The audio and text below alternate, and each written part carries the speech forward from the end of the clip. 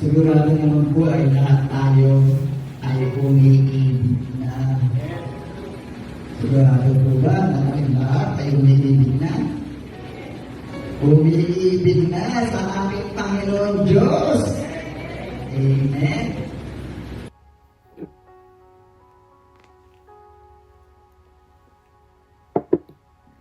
Good morning, good day, Church Day, Lord Day. I'm Brother Cesar Capistrano. Muli na naman po mag-share sa inyo ng Word of God. Ang ating pong topic sa araw na ito, tikom na mga kamay. Ano ito sa Biblia? Ating pong aalamin yan. Meron tayo isang talata sa araw na ito. Bago ko po basahin ang talata, tayo po yung manalangin muna. Diyos amang nasa langit, makapangyarihan sa lahat, sambahin ang ngalan mo. Diyos Ama, maraming salamat po sa gabay, biyaya na pinagkakaloob mo sa amin. Di po kami magsasawang magpasalamat. Sa muli na naman pong pagdilat ng aming mga mata, ay napakalaking biyaya po ito para sa amin.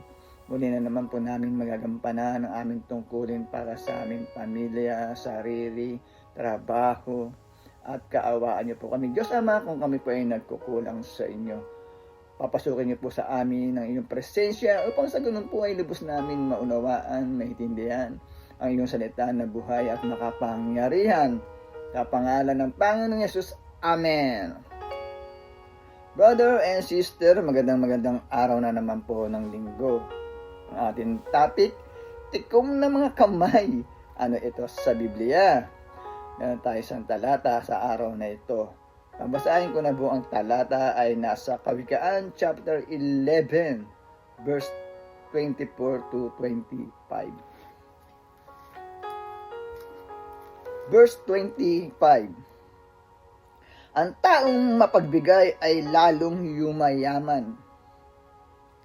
Ngunit naghihirap ang tikom na mga kamay. 25. Ang taong matulungin ay luluwag ang pamumuhay at ang marunong tumulong ay tiyak na tutulungan. Amen, brother and sister. Napakaganda po ng ating nabasa mula sa Biblia. Sa nilalaman po ng talata, pinagtitibay po sa nabasa natin sa Biblia, ang tao daw po na mapagbigay ay lalong yumayaman. Lalo-lalo na po ngayon, pagdating nalalapit na ang Kapaskuhan, brother and sister. Tayo po ay magbigay sa mga dukha, sa mga may hirap, sa mga nangangailangan. Kung tayo naman po ay merong kakayahan, brother and sister. Pero, sa nila naman ang talata, hindi lang ito sa tuwing Kapaskuhan ang pagbibigay o maging mapagbigay. Kung meron po tayong kakayahan, ay tayo po'y tumulong o magbigay sa mga dukha o mga mahihirap o sa mga nangangailangan. Sapagkat ang pangako ng ating Diyos amang nasa langit, ang taong mapagbigay ay lalong yumayaman. Yan po ang nabasa natin mula sa talata. Pero, ang taong tikom ang kamay, kuripot o hindi matulungin, may kakayahang tumulong pero hindi matulungin, tikom ang kamay, hindi mapagbigay sa mga nangangailangan, ito daw po ay lalong maghihirap. Ayan po ang nabasa natin sa Biblia. Kaya po, brother and sister, kung meron po tayong kakayahan na tumulong sa mga nangangailangan, ay tayo po ay tumulong, brother and sister. At saka sa mga tao daw na matulungin o tumutulong,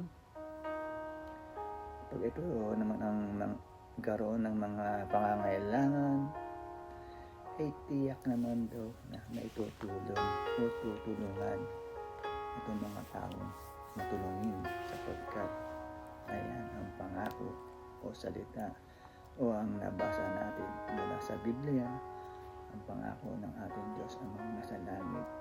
Kaya po huwag tayong mag-alinlangan na maging mapagbigay sa mga dukha, tumulong sa kapwa, sapagkat ang Diyos na po ang magbabalik niyan. Brother and sister, huwag po tayo magiging tikom ang kamay, sapagkat ang salita ang nabasa natin sa Biblia, lalong maghihirap ang mga tikom na kamay. Kaya kailangan natin sumunod sa kautusan ng ating Diyos Ama nasa langit na maging mapagbigay tayo at matulungin sa kapwa, brother and sister, sapagkat ang Diyos na po ang bahalang magbalik sa mga tinutulong natin. Napakaganda po ng nabasa natin mula sa Biblia. Kaya po sana iyo po tayo manawa magkinig every Sunday na aking pong ibinabahagi ng salita ng Diyos na buhay at makapangyarihan upang sa ganun po karoon tayo ng kaalaman, gabay at kontrol dito sa sanlibutan.